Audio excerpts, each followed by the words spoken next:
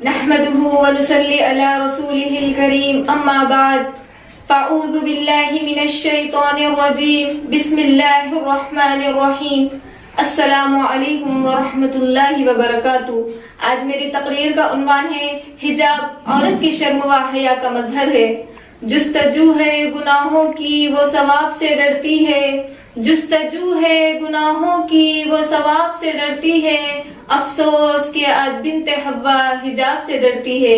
اے بنت حوا، حجاب کے معنی دیکھے جائے تو بہت وسیع ہے، لیکن اگر ہم اس کے لفظی معنی پر غور کریں تو اس کے سیدھے اور صاف معنی اوڑھنے اور چھپانے کے ہیں۔ اسلام میں حجاب کو عورت کا مکمل لباس تصور کیا جاتا ہے۔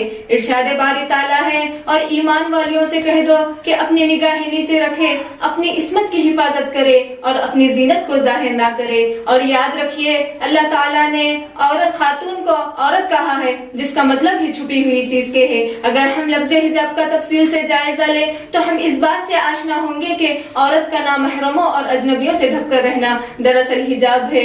ہماری زندگی ہمیں یہ سکھاتا ہے کہ ہماری شناخت اور پہچان، ہماری اخلاقیات و رجحانات ہمارے ظاہری لباس سے ظاہر ہوتی ہے۔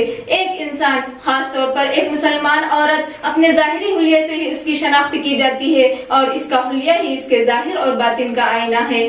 حجاب عورت کا وقار ہے، حجاب عورت کی عظمت و حیا کی علامت ہے، حجاب عورت کی عزت ہے، حجاب ہماری دینی و آئینی حق ہے، حجاب حکمتوں سے معمور شریعت کا حکم ہے۔ حجاب کا سب سے پہلا بنیادی عنصر نگاہوں کی حفاظت ہے۔ حجاب کا دوسرا بنیادی عنصر عورت کے حسن کا پردہ ہے۔ حجاب عورت کا حسن اور زیور ہے، اور یاد رکھیے، عورت کی خوبصورتی حیا میں ہے اور تحفظ حجاب میں ہے۔ خبردار اے بنت حوا، تاج سے کہیں زیادہ سجتا ہے حجاب تم پر۔ تجھے سجنے کی ضرورت نہیں اے بنت حوا، تجھے سجنے کی ضرورت نہیں اے بنت حوا، تجھ پر سجتی ہے حیا بھی زیور کی طرح۔